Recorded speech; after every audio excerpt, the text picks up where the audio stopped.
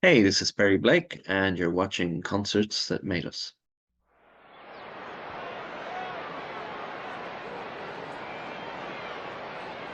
Is everybody in? Is everybody in? The show is about to begin.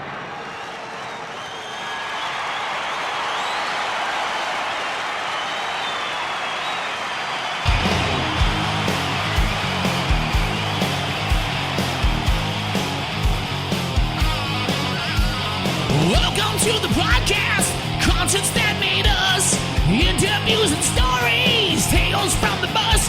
We love taking you back to when it all went down. The greatest live shows and that cheering crowd sound. It's concerts that made us, concertsthatmadeus.com.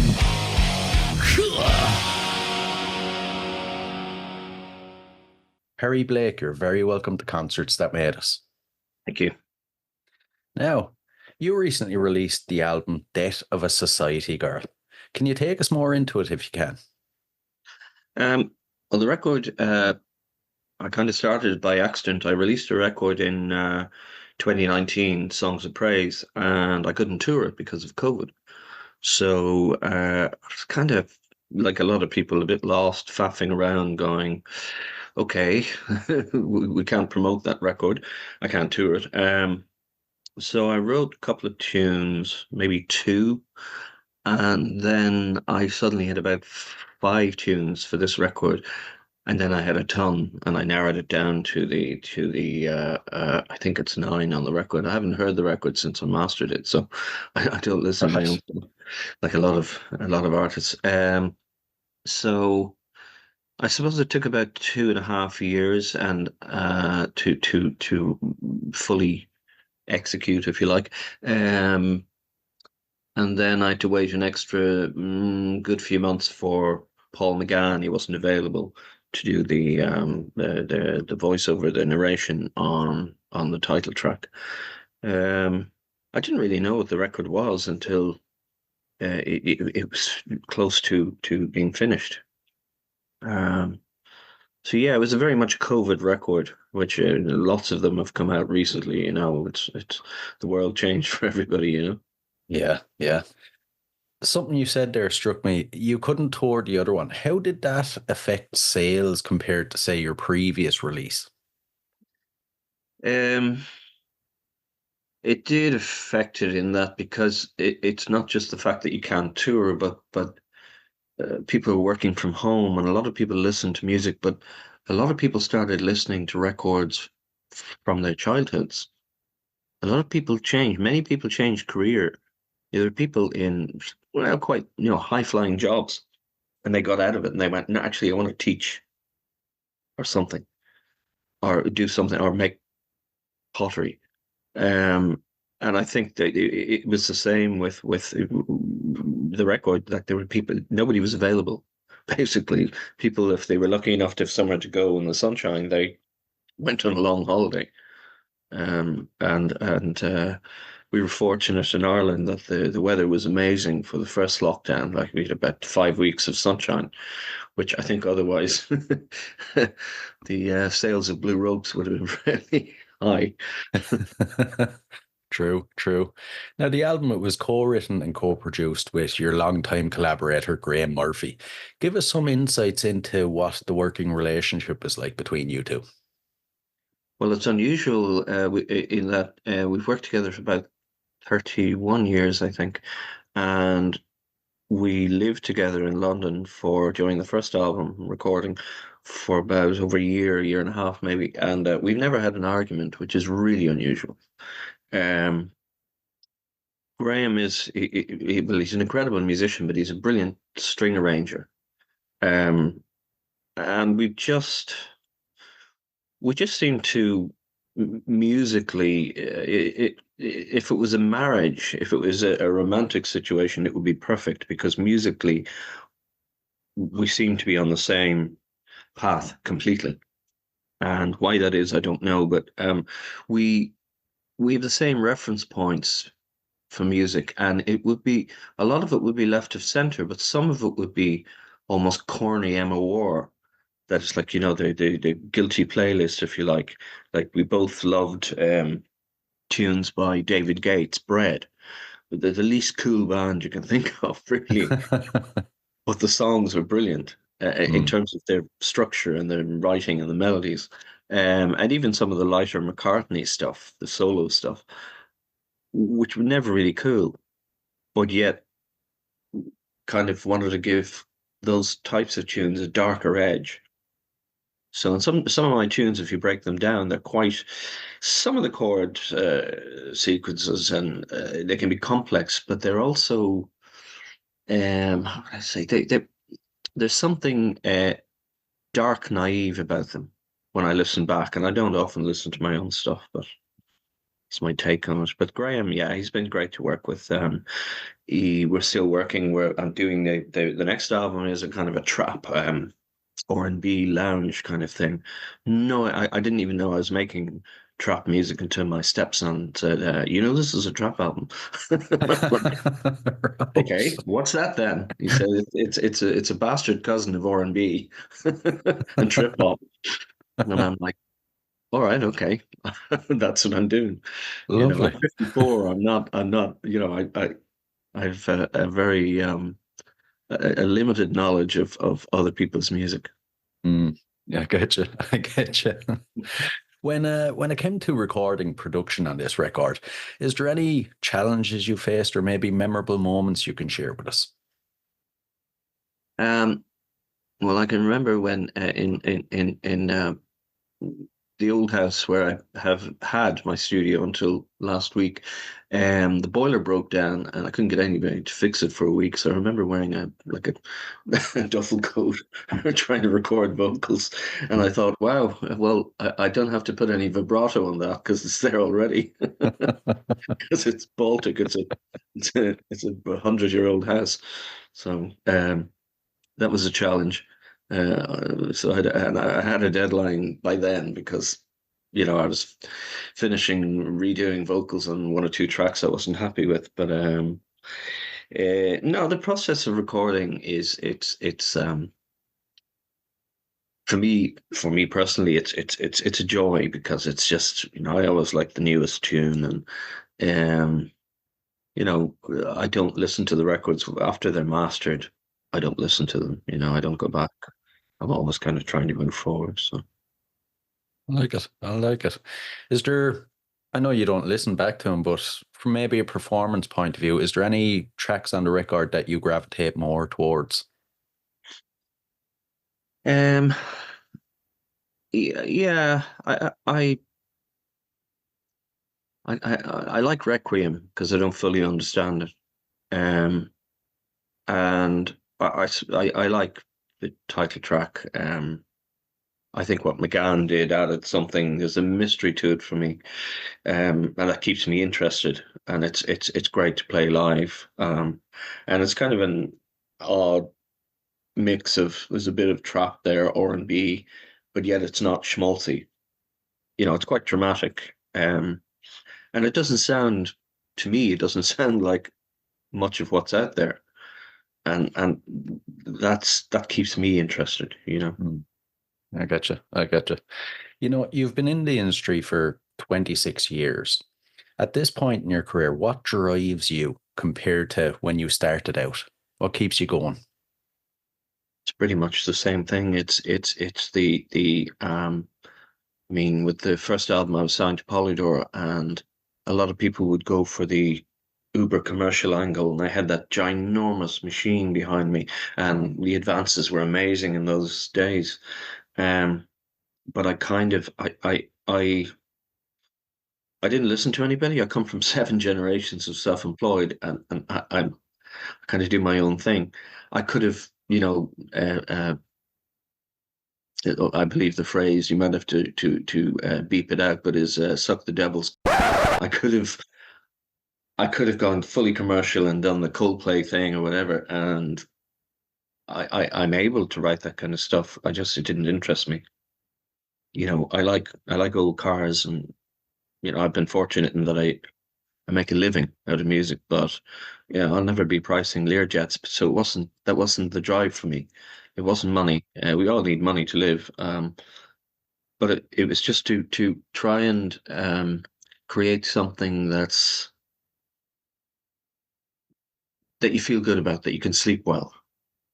And there's nothing wrong with good pop music if it's good. So no, and I never fitted into the kind of Irish narrative. I mean, a lot of people, they don't, if they're talking about Irish singer-songwriters, I would be the last person on the list. You know, it's whereas say in France or Portugal, they go, oh yeah, we like this stuff.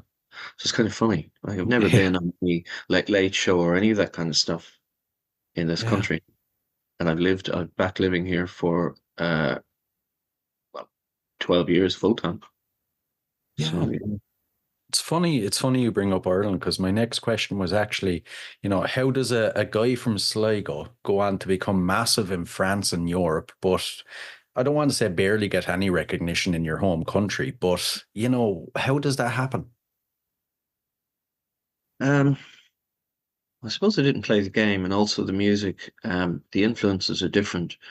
Um, I Some people play the Paddy Wackery ticket, and they might do okay in the States or whatever. Um, I wound up having a bit of a following in the States through Canada and through French Canada. So I was seen as a European, but a French artist. Now, in terms of my ancestors, were French Huguenots from actually would have wound up in Waterford in about 1730, Ah. and their surname was Benoit. And then you see the changes where they're marrying into Kellys and O'Toole's and Hmm. this, that, and the Irish names come in, if you like. But it's so the music just didn't sound like what was going on. The French lumped me in with the Bristol lot, Right. Massive Attack and Portishead, which was flattering. I love both bands. So yeah, it's I the funniest part of it is somebody asking you, so what do you do for a living? I'm like, well, I make music. All right. Do you sing in pubs? No. The typical Irish thing. Yeah. Oh man, oh man. And before we move on to some concert questions, I want to mention in the past you were known to collaborate with Francoise Hardy, the legend, who's sadly no longer with us. Can you speak to us a bit about your relationship with her, how it came about, what it was like working with her?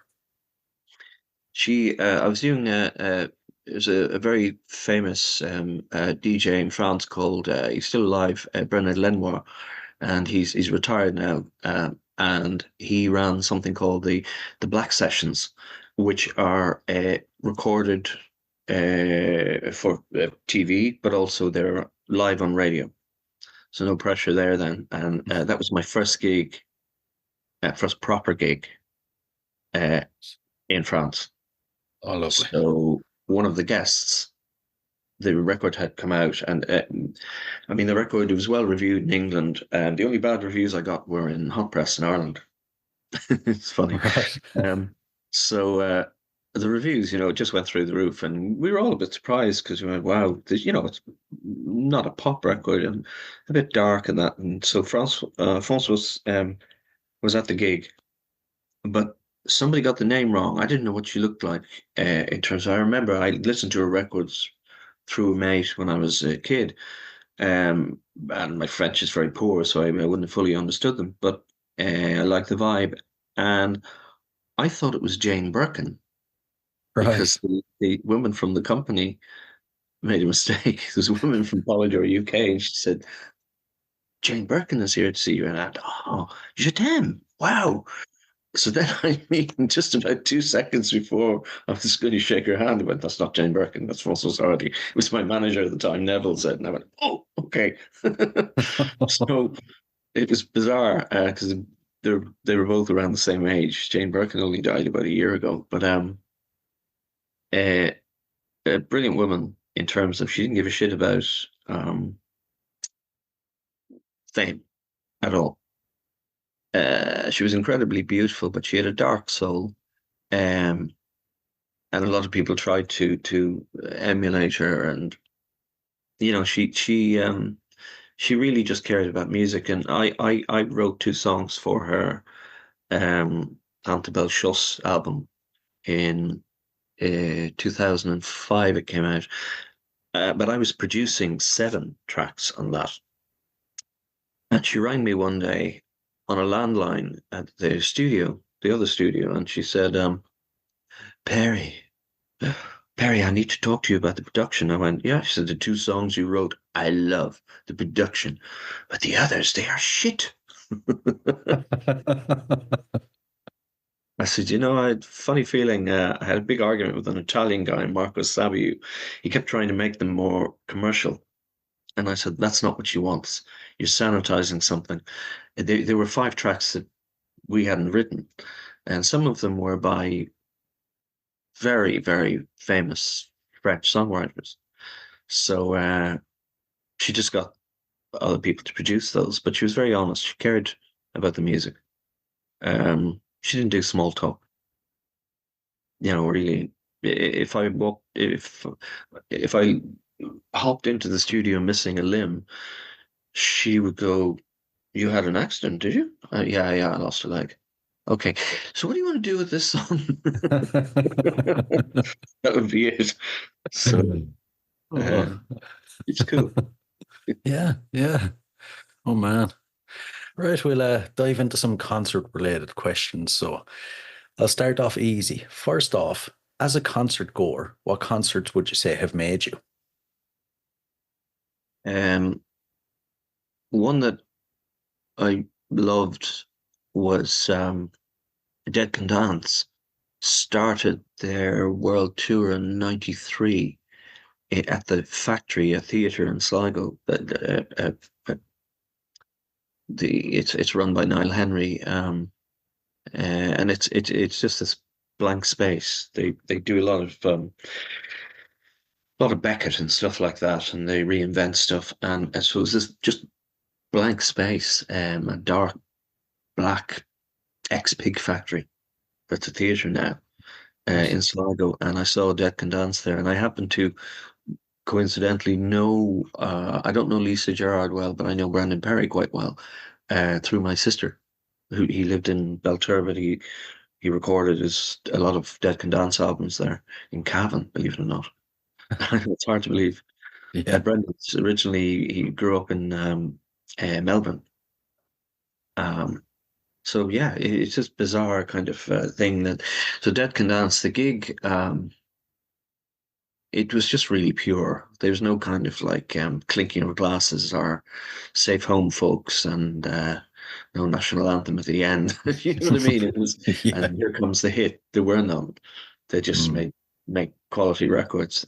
So that for me was a revelation. It was about 2 years before I got signed, and it kind of helped me change direction in terms of, if something happens to be slightly commercial and you can edit it for radio, that's fine, but not to create something just for commercial purpose.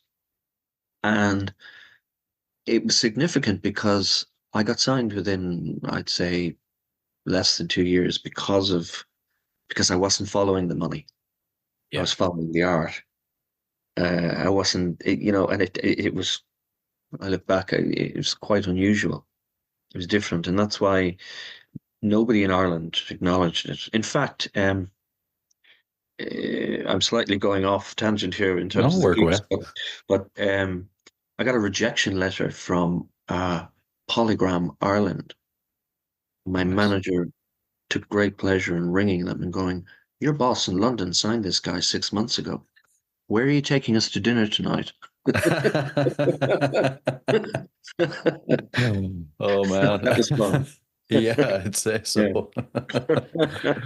Oh, and for any listeners or viewers that haven't caught one of your shows, what are they like? Give us the full experience if you can. I'm very lucky now in terms of the shows, purely because of financial restrictions, and with a small label in Cumbria, a jazz label, bizarrely. I have Graham playing piano. We use a Mac just for atmospherics and stuff in the background, but pretty stripped down. And I have a brilliant drummer from Kilkenny, Davy Long, Ah, and since he joined, he's been with me over a year. It's just the live shows are really good fun because without a drummer, it was almost like it became a little bit too much like a concert in terms of like theaters. But this guy joining, and plus he's a really good, he's an excellent singer, so his backing vocals, his harmonies are great. Um, and he's a nice guy. So it's just three of us and a Mac. And it's a pretty big sound, but we try not to. We try to take out as much out of the backing tracks as we can, so it doesn't wind up sounding in any way karaoke. But so live, yeah. The next gigs aren't until the new year in Portugal because the record came out quite late, so I missed out on all the festivals and stuff. So I have a good audience in Portugal, and probably do 3 or 4 gigs there. I think it's February, the end of February. So nice. I'm recording a new album. I have about 40 songs. And, I'll narrow it down to, I'll write another probably 40 and I'll dump a load. Thankfully I'm hard on myself, It just, Yeah. what's the point in making a record unless I think it's really good? True, You know? true. I asked someone this the other day. They had the same issue of having 30, 40 songs. You can't pick your favorite child. How do you narrow it down? What parameters do you set for this makes it, this doesn't? Usually there might be a tune and I think, wow, that's a great tune. That'd be a great single for somebody, but it just doesn't suit me. So it's usually the emotional quality. If there's something in it that I feel has a truth, and I've written a load of tunes. I've always kind of gone towards melody in a bit like the Paul McCartney thing. But sometimes it can be a great melody, a great tune, but it doesn't have an awful lot of soul. It's just, it might be a quality pop tune. And I'm going, well, to be honest, I'm probably 30 years too old to sing this. So maybe give it to somebody else or something, which occasionally I've done. So I actually had a serious malfunction in the studio about summer of last year, and I lost a ton of material that I thought I'd backed up, and it was a relief in a way. I have them on CD, so if we really, and I have them on another, not the files, but I have rough recordings. So if I really love them, I can recreate them. But it was like it was kind of, some people say one of the worst things that can happen to you is have your house burned down, but it can also be very liberating so long as nobody gets killed. It's like it was a clean out that wasn't intended. So this record is, I'll go through 2 or 3 pieces a week, and I'm mostly, out of every 5, I'll be lucky if I keep one. Nice. And some of them are, they're perfectly good songs, but they just, if they don't, it's almost a feel thing, It's just, yeah. I get you. I get you. And back to the gigs. Over your entire career, is there a gig that, just couldn't have got any better? You regard it as one of the best you've done? Yeah, well, the first album, it came out and it didn't chart in England, but it went into the top 40 on the first day in France, which coincidentally was the first day I met Francoise Hardy. And it was the same day as Frank Sinatra died. Right. Oh, yeah. So for that, a few months later when I was touring, I did a festival in San Malo in 1998. And I remember I was fairly, maybe tired from headlining, and it was about 8 p.m. I remember walking on stage with a radio mic, and there were 40,000 people there, and I'm looking out going, whoa. And as the I had a full session band. As the drummer hit the snare on the first tune, the lights came up and 40,000 people went nuts. And I was like, whoa. that was, that was, yeah, that Mm. was impressive. It's kind of Yeah, hard to beat that. Yeah. Yeah. I'm not But I mean, surprised. there were other gigs. I remember doing a festival in a 2 day festival in Madrid and Barcelona, and as a three-piece, it was a good few years ago, maybe 2007 or eight or something, seven, I think. Trying to think of the name of the festival. It wasn't Summer Case, but it was a festival, really good festival. And loads of people like Nick Cave headlining, and Jarvis Cocker was headlining another night, and blah blah blah. And probably I would have been on the second stage. We've been playing to 10,000 people 2 nights in a row in both cities.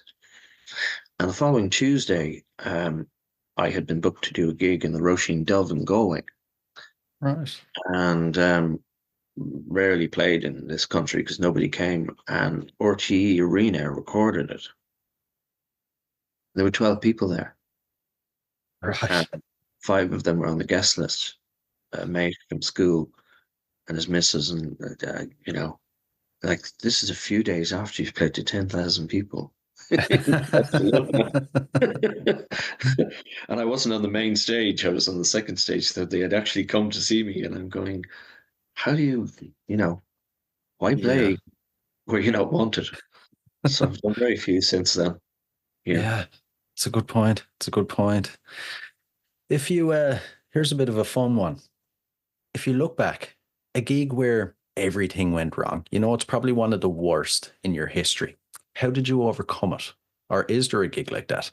There is, yeah. And it was just after I was signed, I was doing a couple of Polydor wanted to promote the record, and said, what can we do in London that's quirky? I said, we do a square mile tour. And they're like, what? So it was Perry Blake's tour of Soho. Right. So I played in different kind of clubs. I played in Madame Jojo's, yeah, which is basically a strip joint in Soho. So the strippers get off the stage, and I'm doing half an hour, and all the industry wags are there, and they're all quaffing champagne and stuff. And we were using old ADAT machines with a cellist and a percussionist, I think. And the ADAT started playing at double speed. Oh. So I'm there, and I'm going, okay. So I just started kind of dancing and stuff, as in mimicking the strippers who weren't on stage at the same time, obviously. And I said, what else can you do? And the industry thought, what the fuck is that? So the head of Lucien Grange, who's now head of uh, um, Universal worldwide, he came up to me. He went, he used to call me Pell, as in Pell for Perry. He went, Pell, you're a good singer, but you're a bloody terrible dancer. So that was that infamous Madame Jojo's catastrophe. Mm, So just laugh about it, yeah, I true. mean, I had an issue. I recorded a live album in uh, Brussels with a full orchestra in 2000, and with Marco Sabiu. Marco's a very talented composer, but he came out to take a bow afterwards, and one of the techs had moved the monitor. So he took his bow in his tails and turned around and fell over the monitor. Oh. So he just ran. And Cirque Royale it's like the Royal Albert Hall. There's nowhere to run. It's a circle. Oh. So everyone's Yeah. around you. So he just liked it. Oh, So lovely. that was yeah, that was a tad embarrassing. Yeah. Yeah, definitely, definitely. When it comes to show time, pre-show and post-show, how do you psych yourself up? And then afterwards, how do you like to wind down? Um, Pre-show, apart from Graham and Davey, we'd just chill out together. I can't have anybody coming up to me asking me real stuff. you Mm. know. And my good lady knows that. She knows just to keep quiet and just that I have to zone out completely. Um, and in the old days, after a show, you just get pissed. But if you're touring, you can't do that because you might have a gig the next day or whatever. And it's just so you kind of post show, if the show went well, you'd be on a high anyway. So you just, you'd have a few drinks. But, especially if you're touring, you're getting on a tour bus an hour later and you're heading to wherever, the next city or country. Um, so the pre-show thing is important, though. It's almost like I know very little about Zen Buddhism, but there is a zone you have to get into just to do your job properly. And the kind of music I make is not, it's not sort of, excuse me, happy clappy music. So it wouldn't be the kind of music that it's not really sing along stuff. So you just need to kind of it's almost like method acting. You trick yourself into getting into the zone, and you have to be there. And it doesn't always work. I remember doing a live TV show in France to probably about 6 million people or something. And we'd been rehearsing for 3 weeks in London, full band. I had Steve Jansen from Japan on drums, and we all had cabin fever, and we were taking the ferry, the tour bus, the whole thing to France. And we were overnight. We were on the ferry, and then we were on the tour bus. We ended up all of us getting hammered, like unbelievably hammered. And the tour manager was like, "You have a live TV show tomorrow night." Yeah, fine. So next day we were all unbelievably but the musicians were fine. But I'm doing live TV and the wonders of makeup and stuff. It's on YouTube. You would never know how I thought I was going to do Bing Crosby as in projectile vomit on live TV, which apparently he did years ago. But I got through it and it was actually fantastic. I Right. looked at it and I went, how did I get away with that? I never did it again, though. As in, never did anything like that with a hangover again. Because Yeah. I was lucky, Mm. Yeah, you learned your lesson. big time. And before we dive into the last couple of questions, then, future plans. We've heard a bit about the gigs in Portugal, the next album. Anything else you can share about us? Well, I've been doing as a kind of a sideline I've been at it for 12 years. I've been kind of, I wouldn't say kind of, I've been pitching screenplays and stuff, which is something I've been at for a very long time. And I got a bit of a bite with one. I can't really go into it too much because it might never happen. It's very hard to get stuff actually made. It's really hard. And it's a detective series set in Bristol in Ah, 1995. right. So, and the soundtrack is a tricky tune, actually, as in not Right. the soundtrack, rather the theme music. So it's yeah, got a bit of a bite on that, and I'm hoping to get enough funding to get a proper screenwriter in to put it together. We don't even know if it's a series or if it's a film, but it's fun and it's very good. It's something creative outside of music, and I don't have my own music in it, which is people are going, "You're mad. Why don't you put your own music in?" And I'm like, well, maybe if I write stuff for that specifically, but I prefer to use the music of that time, Hmm. that the Bristol scene. But it's a detective thing, so it's it's far away from what I normally, in terms of songwriting. Um, but yeah, so I'm just going to keep working on the record. As I say, it's a bit lounge, bit trap, bit R&B, dark, but you don't hear much dark music with bossa nova beats, and I'm kind of really enjoying that. I'm like, you know, it's like Nick Cave with a hula hoop. Yeah. Oh, nice, nice. We'll dive into the last couple. So there are a couple of fun random ones. I'm intrigued to see your answers. First off, besides music, screenwriting, what are you currently obsessed with? Um, yeah, I'm not into sport. I like F1. I was never into sport. So old films. I search out just movies I've seen or heard about, or and I try and just find them online. So old movies, yeah. I'd be, I watch. I don't watch much TV, regular TV, but I watch a lot of films. Like I I watch like it. maybe 3 or 4 movies a week. That's my chill out time at night, and I'm a night owl, so but I still have to do school runs. Um, I didn't today because two of them are a bit sick. They were colds. So I'm always knackered doing school run because I've been up watching movies till 4 a.m. Up at 7:30, so I just sneak a nap here or there and before I go to the studio. So that's my life, you know. I feel like you just described me. I do the exact same thing. My time, yeah. Yeah, yeah.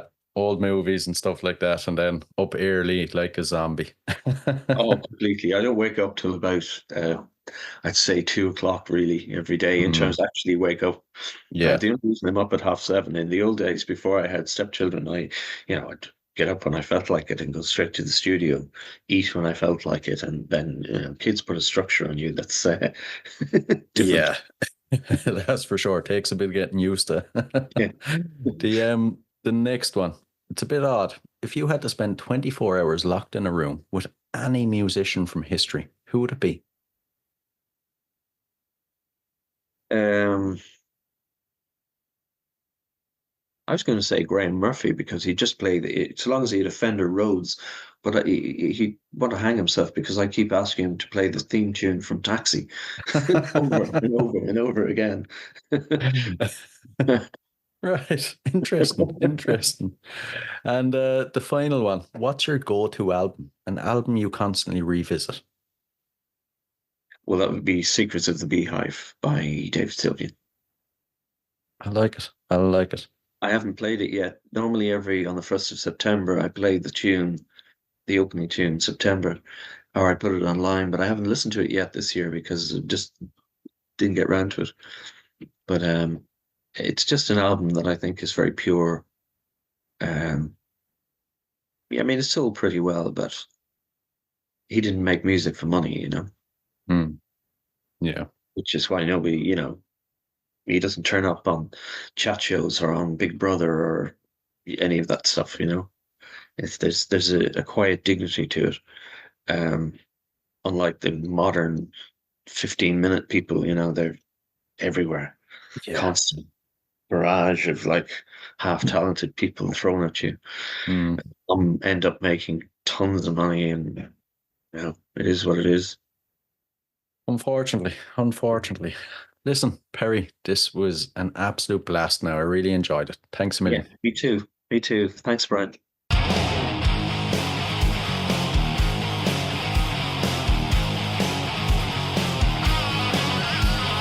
Welcome to the podcast, concerts that made us into music stories, tales from the bus. We love taking you back to when it all went down. The greatest live shows and the cheering crowd sound. It's concerts that made us, concerts that made us.com.